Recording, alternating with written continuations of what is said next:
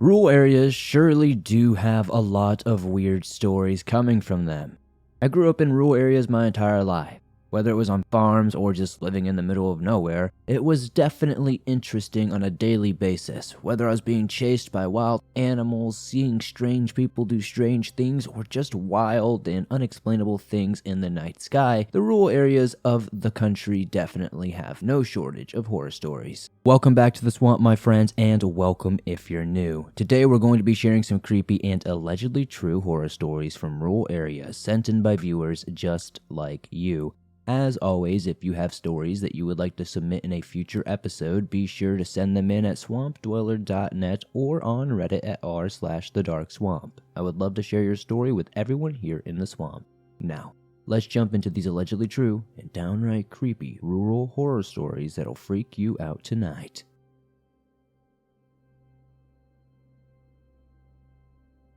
The Greenbrier Werewolf by Anonymous AI.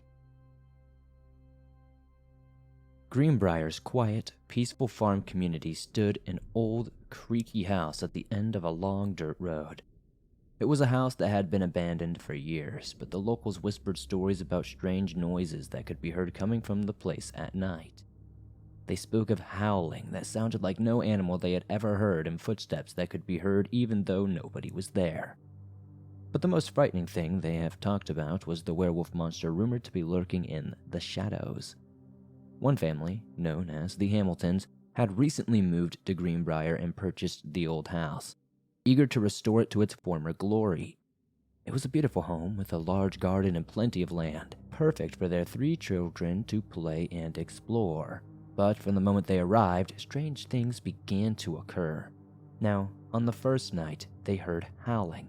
It was a sound unlike they had ever heard before, echoing through the fields and into the bedroom window. Mrs. Hamilton thought it was just a pack of wild dogs, coyotes, maybe even wolves. But Mr. Hamilton knew better. He had heard the stories about the werewolf monster that lurked in these parts, and he began to worry that they had made a terrible mistake moving into this house. The next night, the footsteps began. The Hamiltons were all in the living room watching TV together when they heard the sound of someone walking around upstairs. But when they went to investigate, there was nobody there at all. They searched the entire house up and down, but there was no sign of anyone or anything. That's when they realized the rumors were true. The werewolf monster was indeed haunting their home. As the days passed, the family became more and more terrified. They would find scratches on the doors and windows, and occasionally they would catch a glimpse of something moving in the shadows. The werewolf monster was getting bolder and was no longer content to stay hidden. One night, while the family was sitting for dinner, they heard a loud banging on the front door. Mr. Hamilton cautiously approached the door and peered through the peephole. What he saw made his blood run cold. Standing on the porch was a hulking, hairy creature with glowing eyes and sharp claws. It was the werewolf monster they had all come to fear, and it had come to claim its next victim in the flesh. The Hamiltons ran to the back door, but it was far too late at this point. The werewolf monster had already smashed through the front door and chased them through the house. They ran from room to room trying to find a hiding place, but the werewolf was always one step behind them. They could hear its growls and heavy breathing as it closed in on them. In the end, the Hamiltons were lucky to escape with their lives. They left the house and never, ever looked back, leaving the old creaky house to be tormented by the werewolf monster for eternity. From that day forward, the locals would tell stories about the cursed place at the end of the long dirt road, warning anyone who dared to come near. They say that on some nights you can still hear the howling and footsteps and see the glowing eyes of the werewolf monster in the shadows of the home.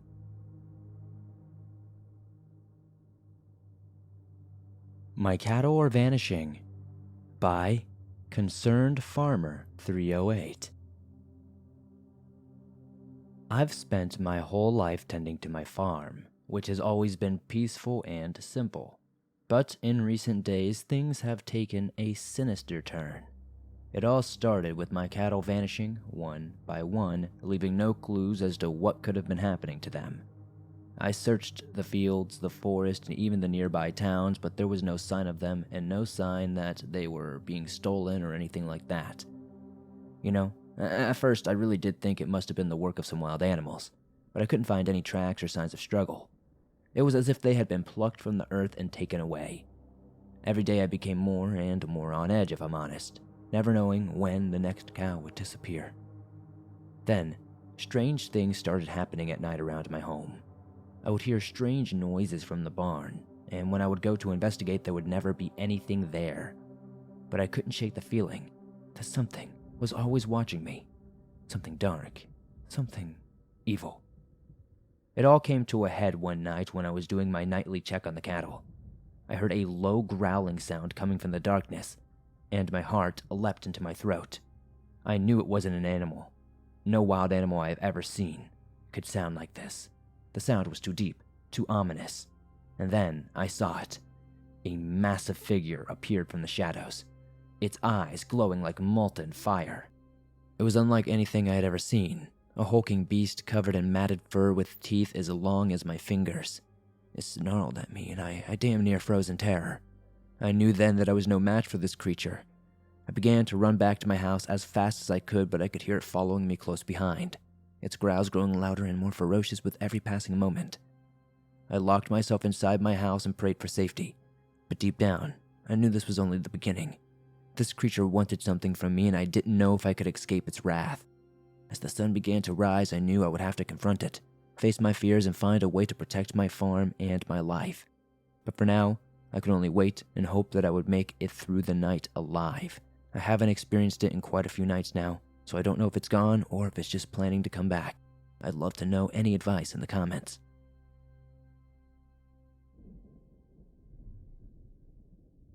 Violent Poltergeist by Peggy A.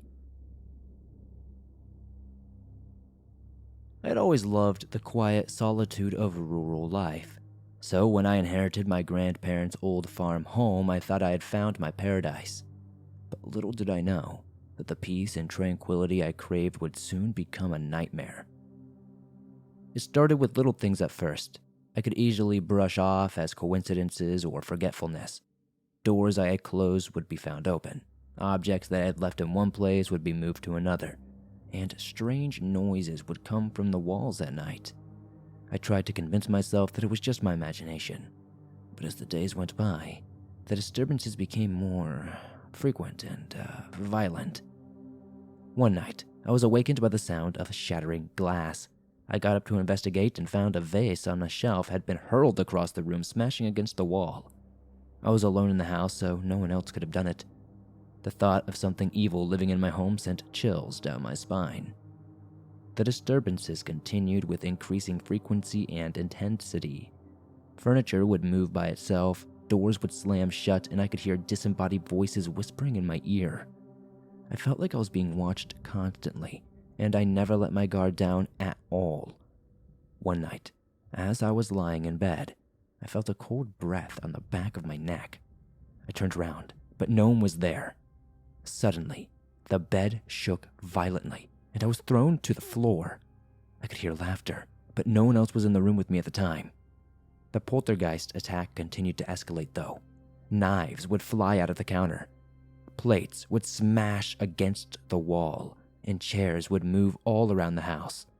The house was filled with oppressive evil energy that seemed to grow stronger every single day. One night, I was awoken by footsteps coming from the hallway.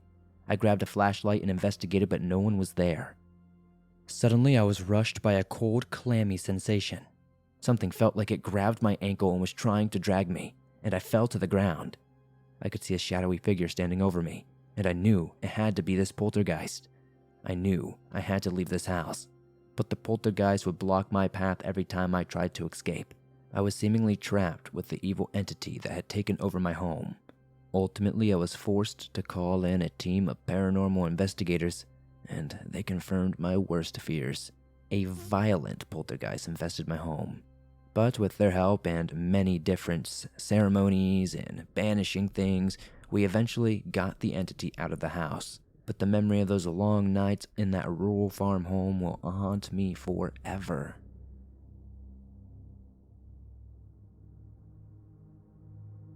UFO Experience by Jezebel B. First off, I love your channel. I have several stories I'd like to share. A couple are paranormal, some are cryptid, and some are kind of strange. But I'll try to be as detailed and precise as possible, and I will start with this first story. I want to describe what my daughter and I saw in 2011. I think it was because my daughter was around 9 or 10 years old at the time. We live in the Appalachian area of East Tennessee, about 30 minutes north of Knoxville, in a very rural county. We drove to my mom and dad's house for dinner around sunset. This is roughly a 5-mile trip from our home, and a very curvy, winding road is necessary to drive. My daughter was in the front passenger seat, and as we came around a sharp curve, there was, I don't know how to describe it, something or someone sitting like in the road. Close enough it startled me into swerving away. It was sitting on the edge of someone's driveway, with its back turned to the road and its feet stretched out in front of it. Its legs were short, like it wouldn't be very tall, maybe less than 4 feet. It looked almost like a Halloween dummy or something because it was dressed in a black coat and hunched over position. It was actually pretty close to Halloween, so it was very plausible that it was a decoration someone put there to startle drivers, or maybe they were just throwing it out. We slowed down to look at it, and oddly enough, I remember its hair very clearly for some reason. It caught my attention more than anything. It was long, black, and straight, also weirdly shiny.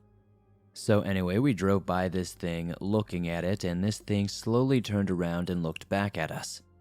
It was alive, and it was not a dummy, as I had first assumed. I only got a brief glimpse of his face, and it instantly reminded me of a rotten apple. It was very dark brown, black, and very wrinkly and wet looking. My daughter screamed, and we immediately drove away quickly. So this short experience is all I have of it, but I do know what we both saw. Maybe it was a concise person in a Halloween costume, but the way they were sitting on a blind curve in the middle of nowhere really doesn't make any sense to me. My cousin lives about a half a mile away from where we saw this thing, and when I told her all about it, she was thoroughly freaked out because she had seen something very similar fitting that description crossing through her backyard a couple of nights previously. I don't know what the heck it was, but it hasn't been seen since by anyone I know. The UFO sighting I really wanted to write in about, though, occurred in a cemetery about a half a mile away from my house. As in the previous story, the identical cousin was with me, and her name was Nikki. It was summer, maybe 2012 or so, I can't remember the exact year, but we were sitting on the hood of my car in a small cemetery called Cumberland View, where we always often hung out because it was right between both of our houses. This is extremely close to the sighting of the Halloween creature that we mentioned a minute ago. Now, a bit of background about this cemetery. Our family is all buried there, so it wasn't very strange for us to park there and talk for hours on end about anything and everything. It's not like we were just loitering around some random dead people, if you catch my drift. No drugs, no alcohol, neither of us touches the stuff. The cemetery is built on a hill with a church on top of the mountain to our left, so where we were located we can only see the top half of the steeple of the roof. As we were talking, something above the church steeple in the sky caught our attention. At the same time, like neither of us said, "Hey, look," we both looked at it. We noticed it within a few seconds. It had moved extremely fast and was directly over us in no time flat. It didn't seemingly stop. It just kept going and was gone as quickly as it appeared. It was absolutely enormous, though. For one thing, it was shaped like a triangle, but the only other white light was directly in the center. The light was constant and bright, and it wasn't blinking or flashing.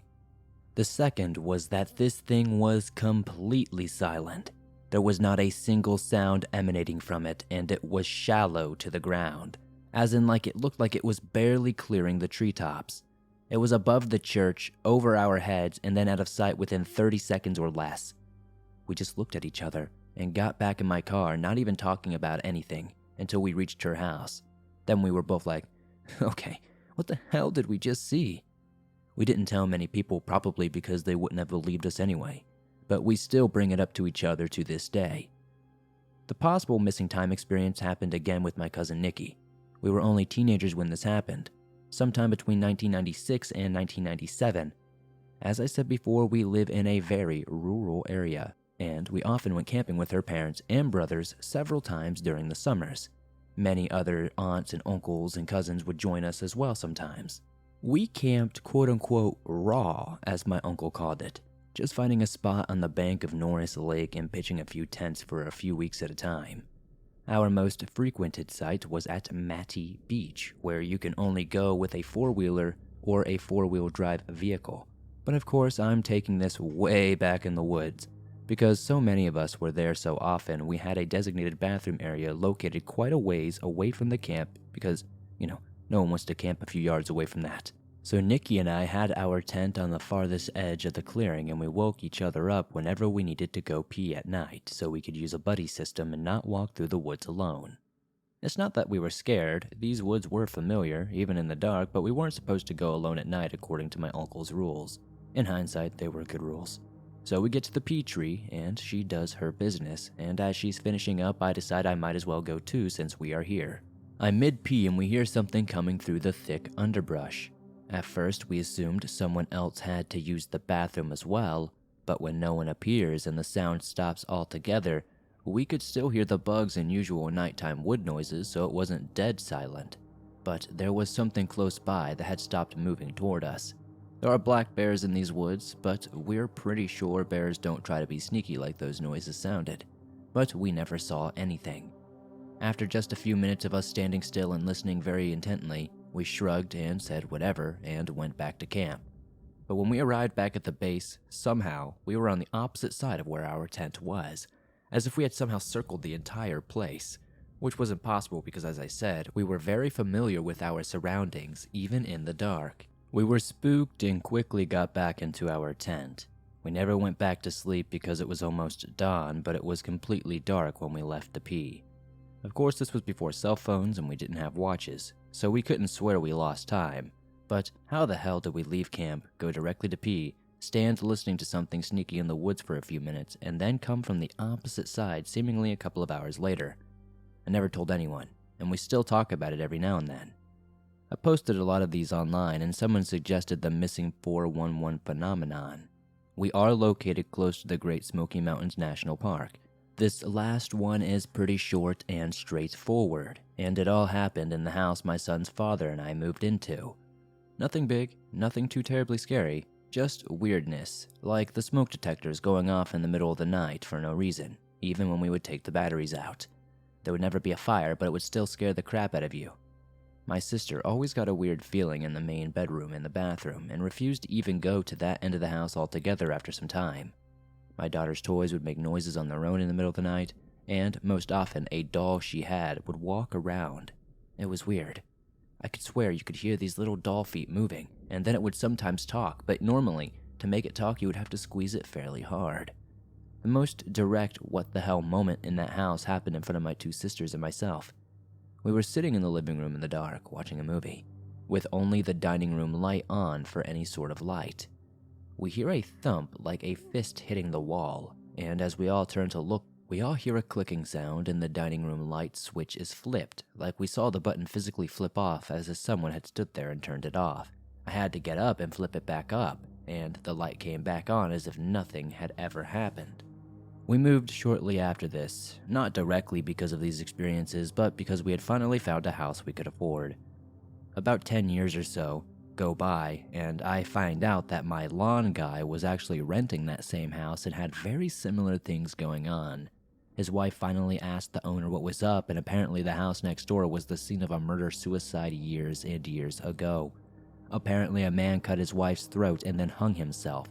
Not in the house we lived in, though. So I don't know if that's the reason for the disturbances in our home specifically. Again, I apologize for the lengthy account. I wanted to be sure I could accurately describe what I recalled from these experiences.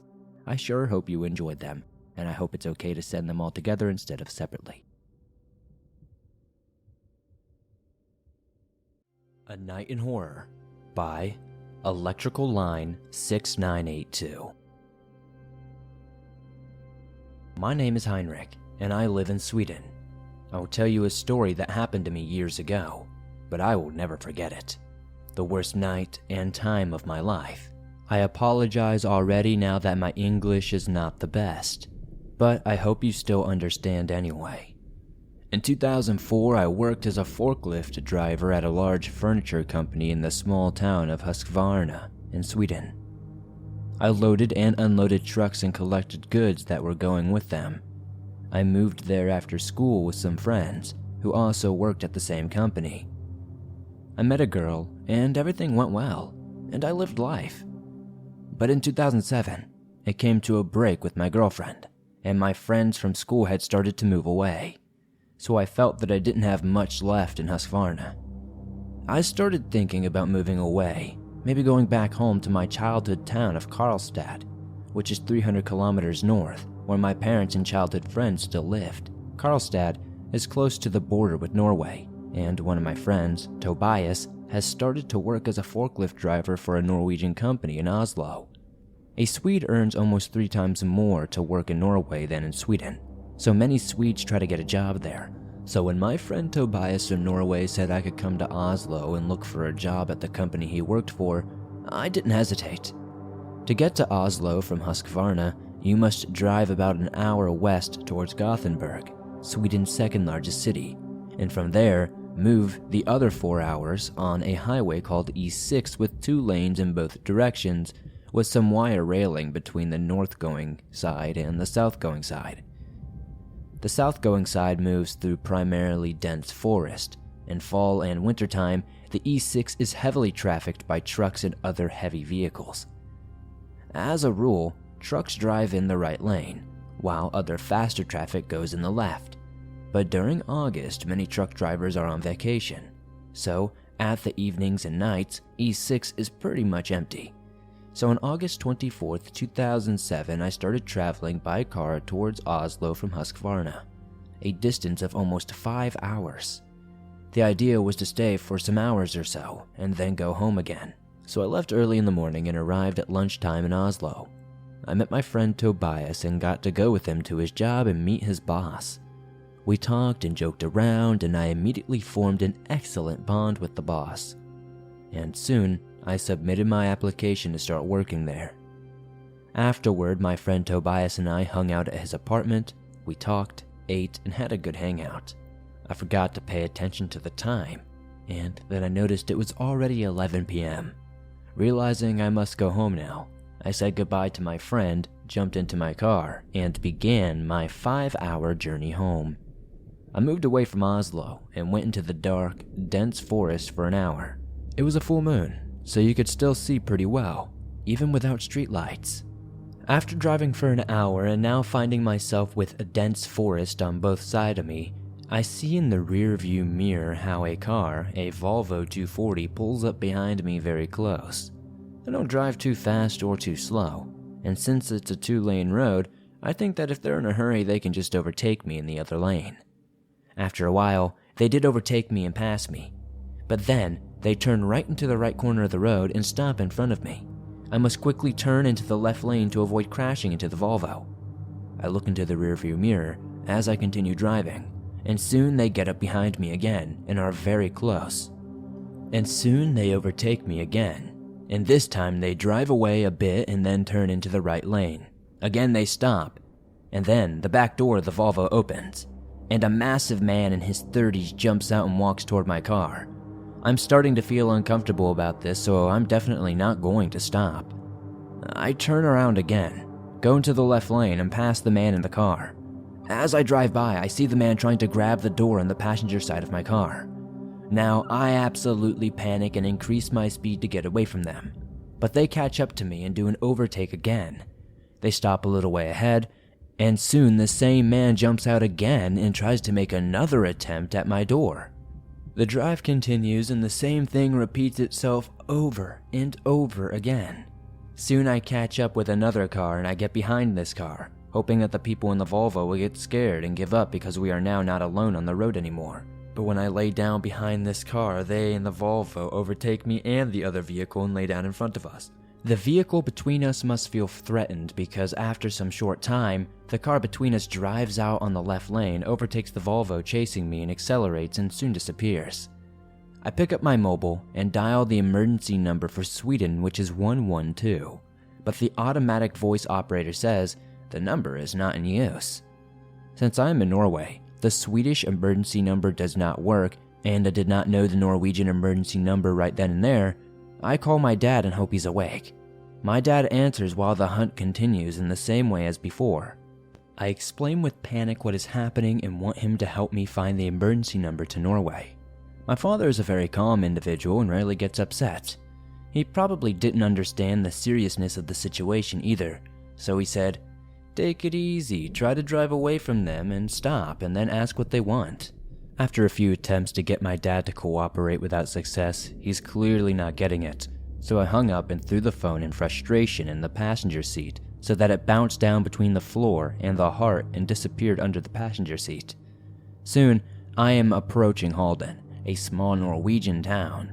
I see a sign showing an exit lane to the right. I think that now I am saved. I can turn off the E6 and the car chasing me can hopefully leave me alone.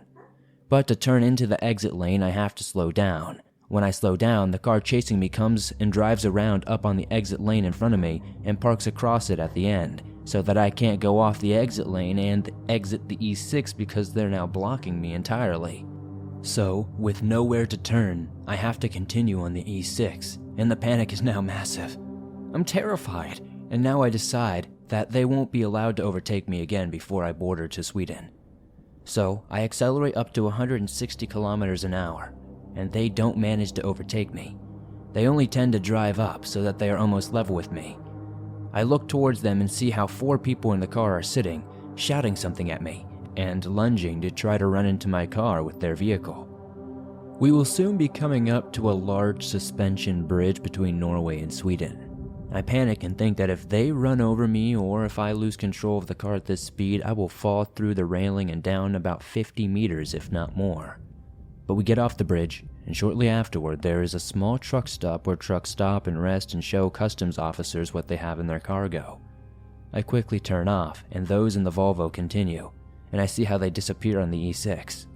I stop in a parking lot inside the truck stop and just breathe. Now, finally it's over, I thought, but it turned out this was far from over. I bent down toward the passenger seat and tried to find the mobile phone that was under there, but I can't find it, so I leave and walk towards the customs house, which is closed. But there is a payphone outside, and I pick up the phone and dial the emergency number 112 and arrive and get connected to the police. I explained what has happened and where I am now. They tell me to get back in the car and a police car will come within 10 minutes. I thank them and get back in the car. And I'm afraid those people in the Volvo will show up again after 40 minutes without the police. So I go out to the phone and again call. They retake my report, and even though I say that I called and reported about 40 minutes ago, they tell me to again wait in my car and the police will eventually be there. Although that I say that I'm happy to stay on the phone with them until the police arrive, but they promise me they'll be there in a few minutes. So I hang up again. I go and sit down in the car and wait. Another 30 minutes pass without any police showing up. I sit and think about driving on. Partly I'm afraid that they'll come back here, and then I just want to go home. So after a few minutes and another attempt to find my cell phone under the seat with no success, I decide to drive on. It has been at least 90 minutes since I stopped here now, and the people in the Volvo have not come back here. So I think they are now moved on, and it must be far enough away from me to be able to start making my way home. I leave the truck stop and drive out onto the E6 again. I drive for just a few minutes and come to a left turn. When I make the turn and come around to the crest of a new straight, I see to my horror, this Volvo is parked in a small parking lot next to the road. I brake to a stop and immediately feel the panic. I'm standing about 50 meters away. I'm considering turning around and driving against traffic to avoid passing them. But I don't have time to think more because the back door opens, 2 people get out and start walking toward my car. Another person gets out of the passenger side. The Volvo then opens the trunk and starts picking something out that I can't quite see what it is. When the other 2 men start walking toward me, they turn to the left side of my car and start walking toward my door. Then, I don't even think, I just press my gas all the way to the bottom and drive away. I look in the rearview mirror and see silhouettes of the people running toward the Volvo again, and I now see the lights from the Volvo start up and shine toward me. I now understand that they are now taking up the chase again. I keep driving and realize I have a bit of a lead now. I was looking in the rearview mirror and saw them in the distance. A badger runs out in front of my car when I look ahead again. I don't even have time to steer away. I just run it over with the left front of my back wheels. Right after I drive over, I hear something from the car scraping against the asphalt. Something has come loose after the collision. In panic and terror, I must get off the E6 now. Terrified that the car will break down and give up, soon there is a minor exit on the left which I quickly turn onto and get away from the E6. When I arrive a little way up, I see a sign from a small village that is about 2 kilometers away. I can't remember the name of the town now, so I start driving on this smaller road towards the village, and I still hear how it scrapes under the car. Then I see a small forest, and to the right, at the turn in the street, I no longer see the Volvo in the rearview mirror. And in a panic to get far away from the E6 and big roads, I turn into this forest road and continue into the trees. The road is very narrow. There are 2 ruts, the grass is in the middle, and around the car are large trees. I drive further into the forest road until I come to an end of the road, and it's just more forest. I manage to turn the car around, and now I'm facing the direction I came from. I turn off the engine and exhale. Everything around me is quiet and dark, but soon I can see between the trees far away 2 headlights approaching. The panic returns. They have seen where I turned off somehow, and now they are coming yet again. I see it's them, and when they break through the trees, I realize now that it's just survival that counts. I take my wallet and car keys. The mobile is where it is. I get out of the car, close and lock it. I put my wallet in my pocket, turn around, and start running into the forest as fast as possible. I hear people in the Volvo calling for me. I run more profoundly and deeper into the woods. After some time, I reach a small clearing and see a large stone under a very big tree. I climb onto that rock, grab the tree branches, and climb up. There are thick leaves on the components, and soon I have risen to the middle of the tree and I am entirely hidden. I sit down on a thick branch against the tree trunk, breathe, and listen. I am convinced that I will not survive this night. They will find me, and now I can do no more to get away. And no one knows where I am. I think of my friends and my parents. Will they ever find me out here? Will they ever know what happened to me? Or will I just become a missing person case? When I sit and I think about it, I hear how they are walking in the forest looking for me in the distance, shouting, "We'll find you." But luckily, they never came near my tree.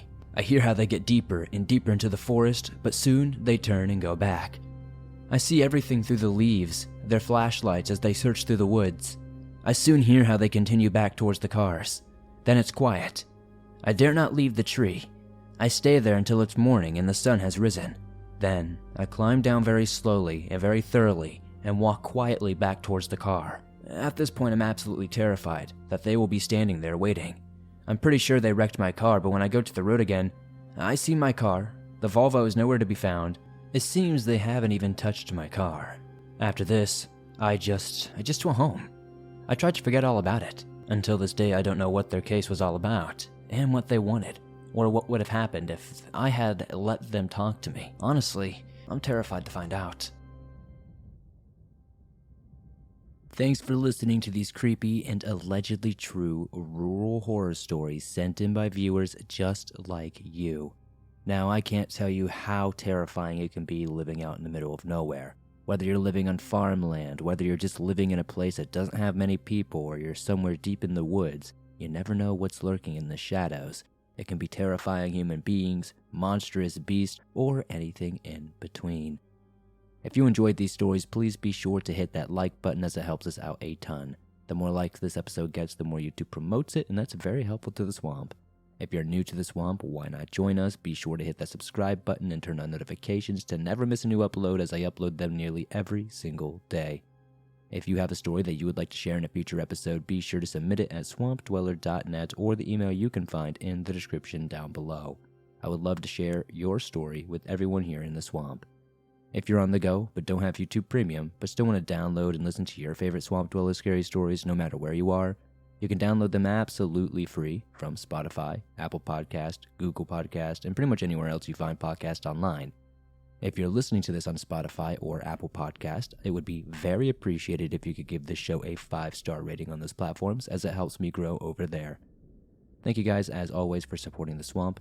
I'll see you all soon with another creepy episode.